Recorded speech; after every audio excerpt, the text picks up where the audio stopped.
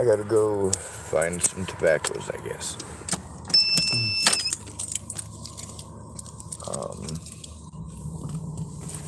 Yeah, smoking is a nasty habit. I'm aware. You're welcome.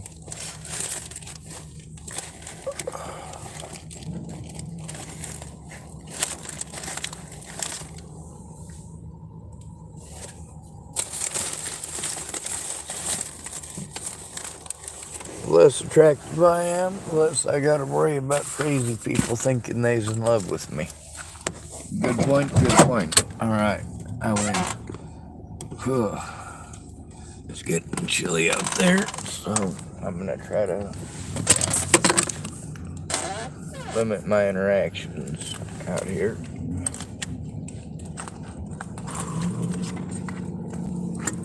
Let's see, is that my rolling papers? Yes, it is. Alright.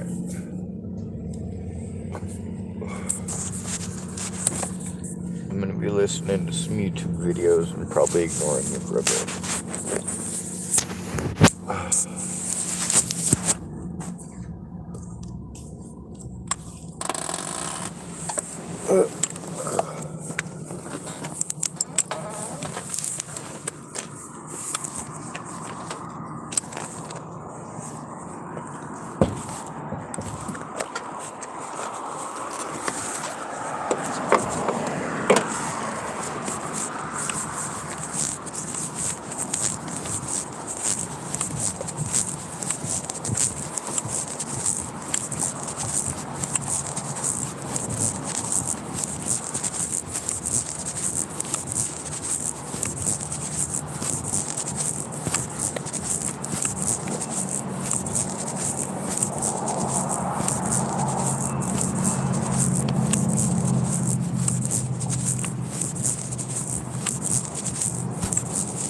Come on, put now, come on, brother, everybody. Give her the kind of woman right now.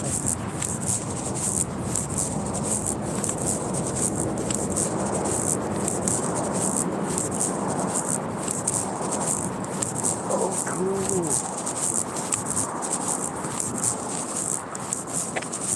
This is a good video. It's called How I Made a Shoulder-Fired Recoilless Rifle. That'll give me red flag.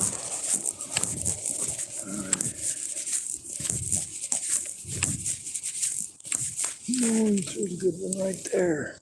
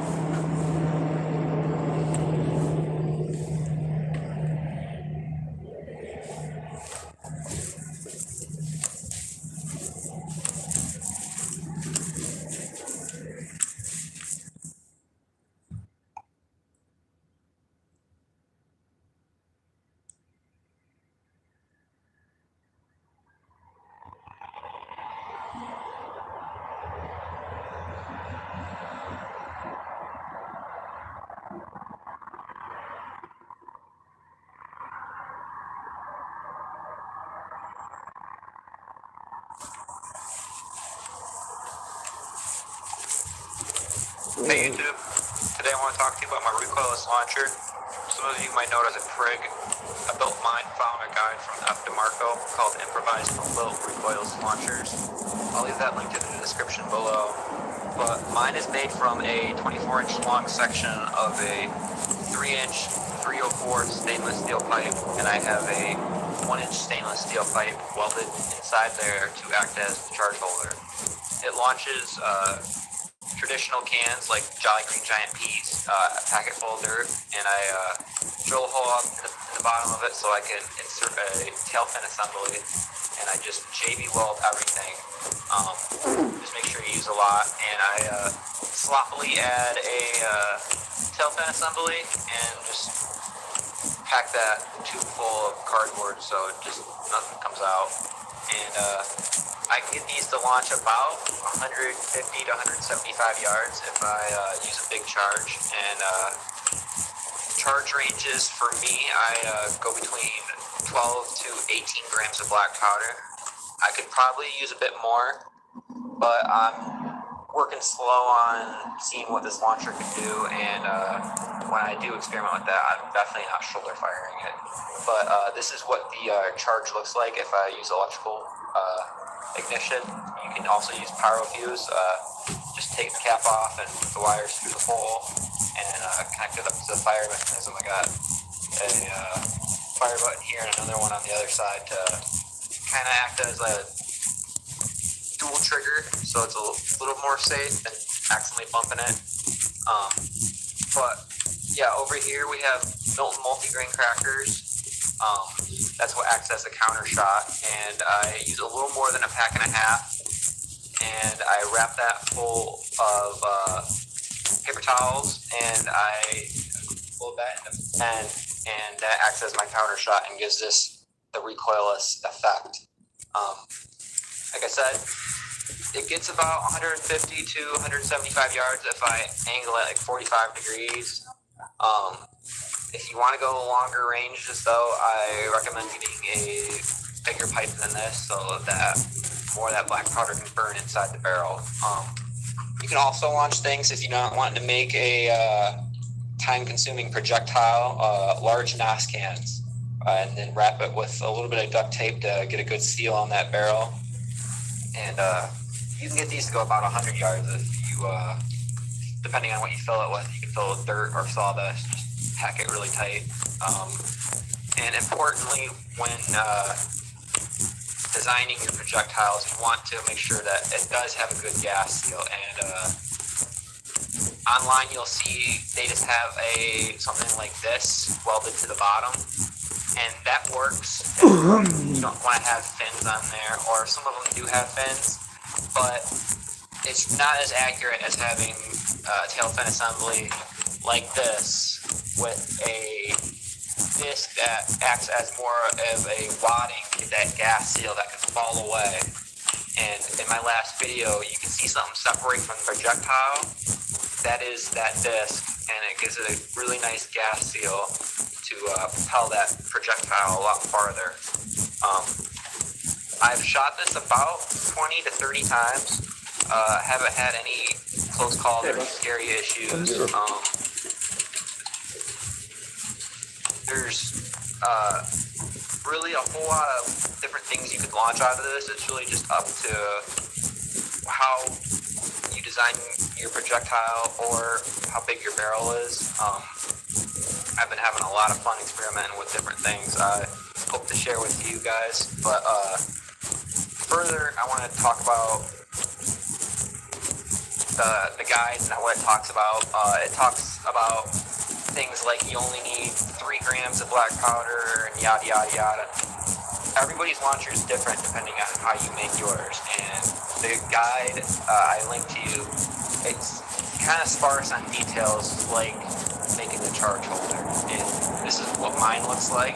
I got 1/4-inch holes drilled all around in here, and this is what really determines how powerful your launcher is.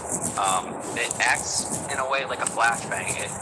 It wants to hold in that pressure and let it build up, but not enough to blow up, you know. And depending on how many holes you drill or how big they are,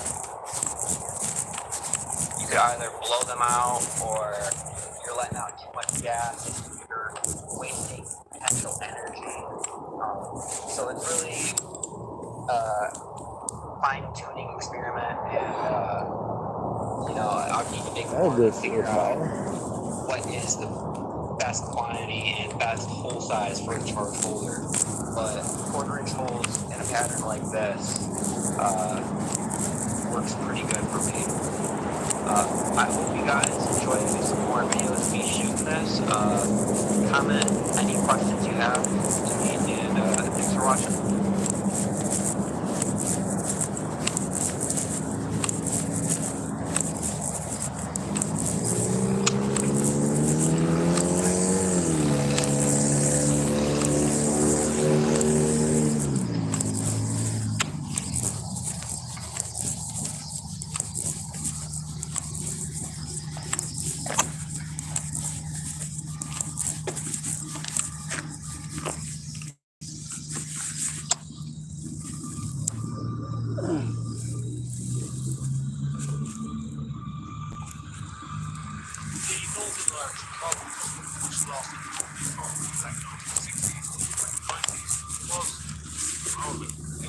Turbulent and confronting period which is British history. I won't go into the history of this episode.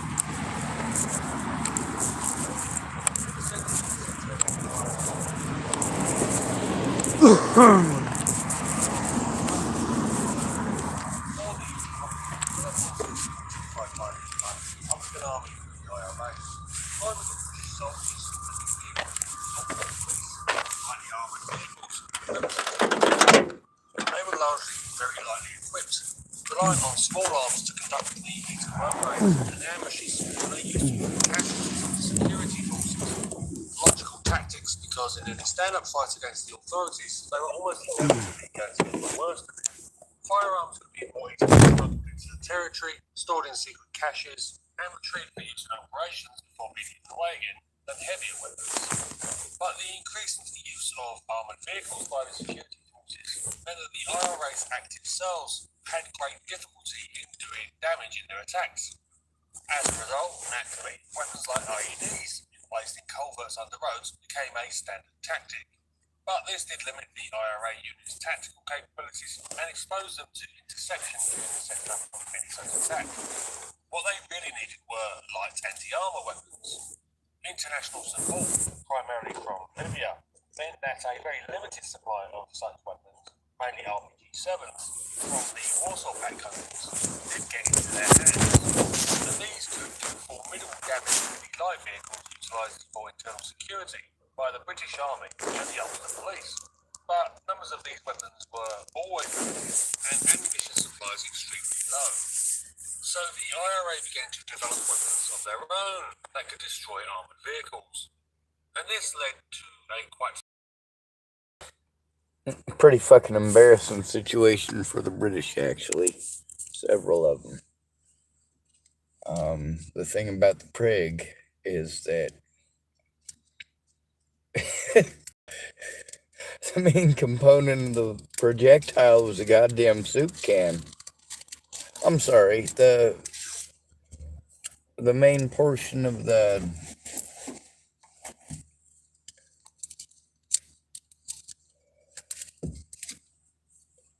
warhead is the soup can. Like, literally just a soup can. And then, like, the tube is just pretty much any tube you can get a hold of that's about the size of the soup can. Now, and they use some, cookies. That's right, cookies. As a counterweight and counterbalance. The idea is, if you can make it so that you have a projectile going out of both sides, then lo and behold, you'll be able to keep some of that pressure that's exiting out the back of the thing actually in there and propelling the one that you want going forward even faster. Well, one of the problems with that is now you got a projectile getting fired each direction. So the very first recoilless rifle was designed in 1910 by an American naval officer. And it had counterweighted lead shot.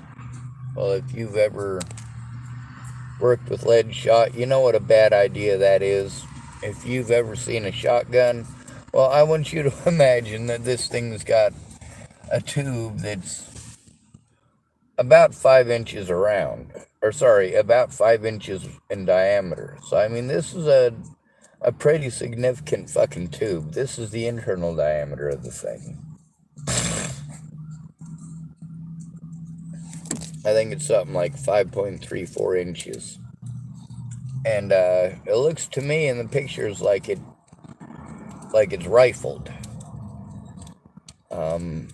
It was a break open, similar to the one that I was telling you about with the Chinese, where one part rests on another.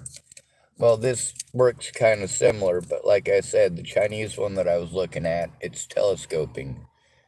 There's an inside tube and an outside tube.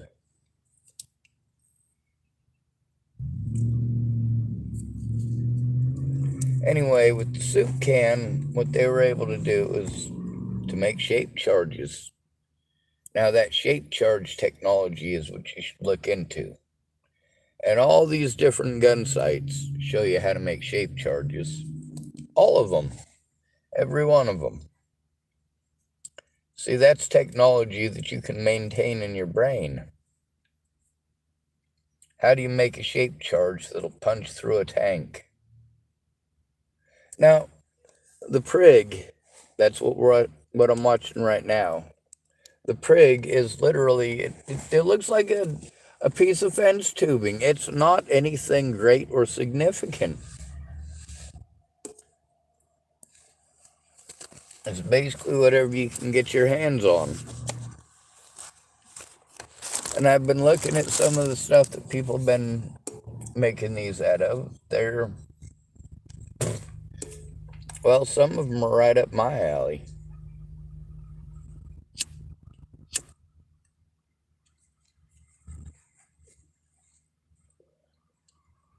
In Nebraska, you get two kinds of education. You get your education in how to shoot stuff and your education in how to blow stuff up.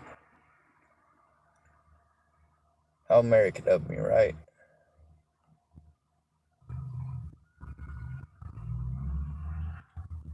There's a woman walking away from a man and she's trying to walk quickly. I'll keep my eye on the situation.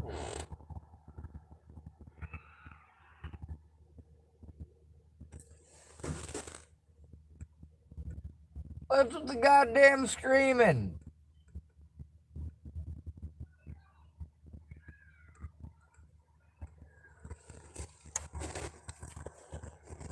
Oops, now I feel bad. It's some very youngins, like people's little kids. Sorry about that.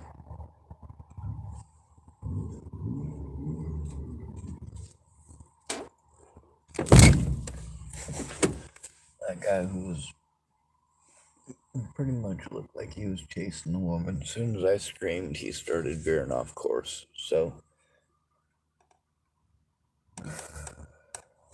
no harm, no foul.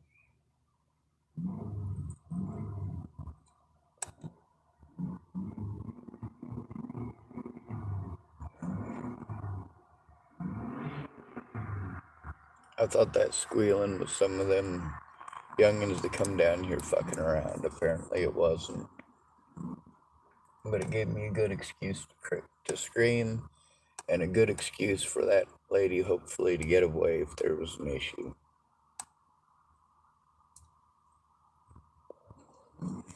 We'll get back to the Prig. The Prig is pretty easy to make. If you can make a dart, you can make a Prig. Same basic concepts, same basic ideas. Now the cookies. This is a projectile that's similar to the lead shot that was used in the Davis gun, or the Davis recoilless rifle. This is the one from 1910. It was used for hunting submarines in World War I.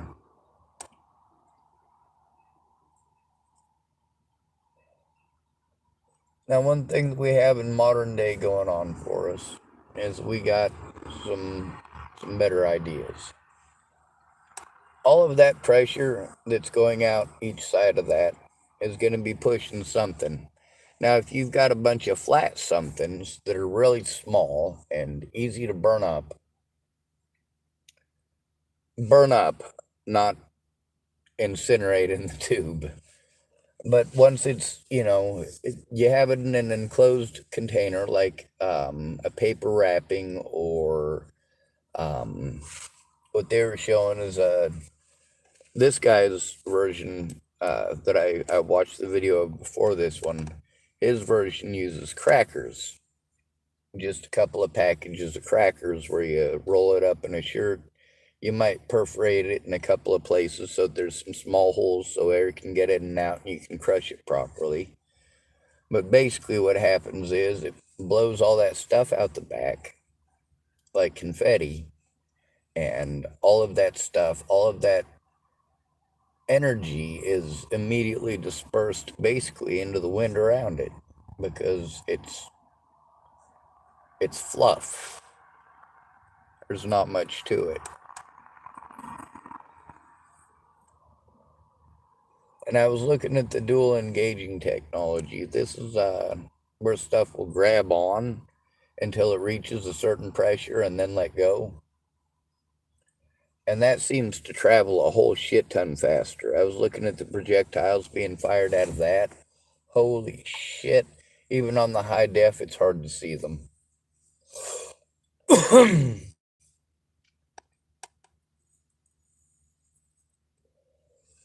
10,000 frames per second on a regular RPG, like an RPG 2, you can see it.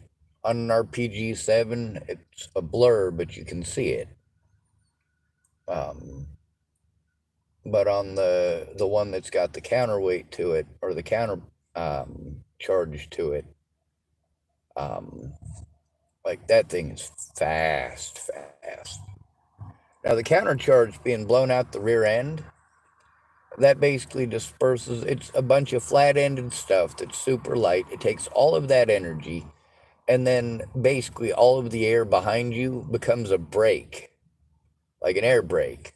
So everything that you just threw out behind you makes it so that the blast area behind you that makes it so that it's unsafe goes from about 30 meters just for blast area on a regular RPG to, well, about 5 to 6 feet at most, which is pretty cool.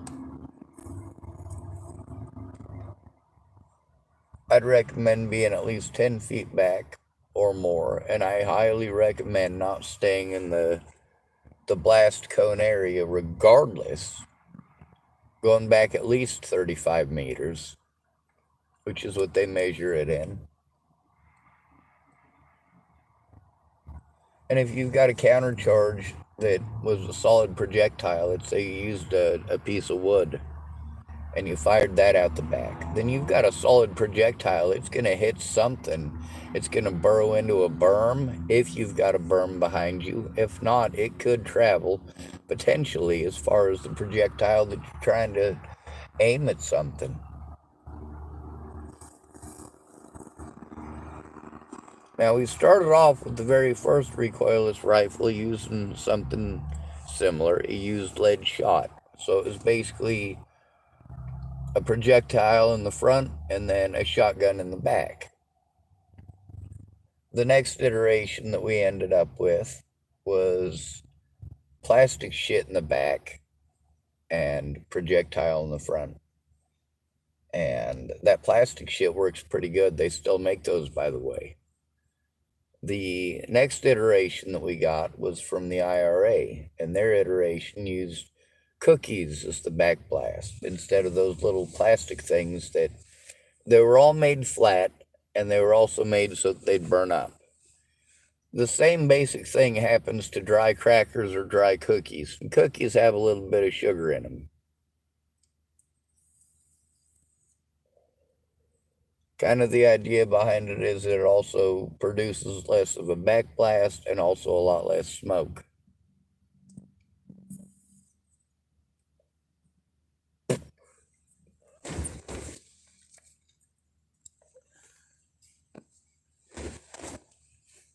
There's a lot of this stuff that I'm not even fucking interested in anymore. I already know all this stuff.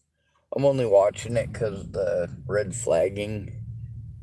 Trying to get myself heard is a fucking pain in the ass. But frankly, remarkable line in weapon development. Initial attempts were to develop a thrown grenade. This was a hand-thrown device, apparently modelled on the Soviet RKG-3 anti-tank grenade. Essentially built with a standard empty food tin as the body. This was then fitted with a shaped charge explosive that proved capable of penetrating the thin armour on British Army Pig APCs and the armoured Land Rovers used by the police. But it was a very short-ranged weapon, hardly ideal. The IRA's technical division then came up with what the British Army called the improvised projected grenade. This was a single-shot and reloadable grenade launcher of rather basic design. Though it did mean the user was able to launch an explosive projectile at greater range than the hand grenades, it was a primitive affair that wasn't particularly useful against moving vehicles. It seems instead to have been used mainly to fire high explosives over walls into security forces compounds. It also apparently had one hell of a kick, and anyone firing the device could expect to suffer a bruised shoulder. Obviously, this still wasn't up to what the IRA wanted, so they went back to the drawing board and in the early 1990s fielded a new weapon, the Projected Recoilless Improvised Grenade, or PRIG for short, again the British Army designation. And this was a huge improvement. A shoulder-fired weapon, the PRIG used the same tin can style projectile as the earlier Drogue grenade. This Literally had a a tin 600 gram, can. 1 pound 5 ounce Semtex plastic explosive charge with a metal cone liner that acted as a heat-shaped charge, essentially the same type of warhead as used on many military anti-tank weapons. I haven't been able to find any definite figures on penetration capability, but such a warhead with a diameter of roughly 70 millimeters would be quite capable of punching through any target the PRIG was likely to be fired at. The PRIG itself was essentially a simple steel tube to which was affixed an electric trigger mechanism, often made up of a light bulb holder as an arming switch. Once armed, the main trigger could be pulled, which sent an electric current from standard household batteries to ignite the propelling charge. This was made up of a simple black powder explosive, nothing especially complicated there. But what was clever was the PRIG's projectile firing method. For this, the PRIG's designers borrowed from a contemporary anti-tank weapon, the Ambrust. Traditional recoilless weapons generally utilize the same method of operation. The propelling charge detonates, shooting the projectile forward, but the force that moves in the opposite direction, which would normally cause recoil, is allowed to vent out the back of the weapon. This, however, causes several issues. The backblast from a weapon, such as an RPG or recoilless rifle, is extremely loud and noticeable. It is also a problem for those wanting to use such a weapon in a confined space, such as a room, or even an enclosed urban area, such as an alleyway. In fact, the backblast can represent a significant hazard to the firer or other personnel if they are used in confined spaces without a suitable exit point for the force to vent. Conventional militaries generally train anti-tank weapon operators to bear this in mind as part of their qualification on these sorts of weapons. But the Ambrust utilised another method. Because every action has an equal and opposite reaction, the recoil of the weapon can be neutralised by a projectile of equal weight being fired in the opposite direction to the main projectile. The Ambrust did this by having the propelling charge located between two pistons, with the anti-tank projectile in front of one and a plastic counterweight behind the other. Of course, you don't want to be shooting a solid projectile out behind you, where it could ricochet all over the place, so the counterweight was composed of 5,000 plastic flakes, that would immediately explode in the spray out of the rear of the AMBRUST when it was fired. This reduced the danger zone behind an AMBRUST firing to only 1 meter, which meant you could use an AMBRUST to take on a main battle tank from an enclosed space and suffer nothing in immediate consequence except the world's most rapid confetti scattering. The effect would also minimise the weapon's flash and smoke signature, a very important consideration in a close-range ambush of an armoured vehicle. It was this counterweight concept that the Prig replicated. The propelling charge was located between the projectile and a dispersible counterweight that would negate the weapon's recoil when fired. And here the IRA took an interesting extra step. They weren't particularly keen on spending money on expensive plastic flakes that then had to be precisely packed into containers that would fit the Prig. They came up with a far simpler solution. The counterweight for the Prig projectile was 2 packets of digestive biscuits, a common and delicious snack that can be found in literally any shop in Britain. These would be wrapped in a suitable cloth and crushed up, and were then able to serve as the counterweight to the projectile. So, when you fired a Prig, what you got was an old soup tin or similar, capable of penetrating the armour of most APCs coming out of the front, whilst out of the back you got a fine spray of cookie crumbs. This all might seem a bit nuts, but the Prig does appear to have seen use. By the time of the IRA ceasefire in 1997, it had been used in several actions against the security forces, and a number had been recovered by the British, who concluded that some limited form of serial production was being undertaken of the weapon. The subsequent Good Friday Agreements of 1998 meant that peace finally came to Northern Ireland, and that peace has, largely, been maintained since. As a result, the Prigs have either been retired or returned to their hiding points in case of future need. They're hiding. But this much is sure, it remains an extremely interesting weapon, and one that fully demonstrates the ingenuity that can be put into these sorts of devices.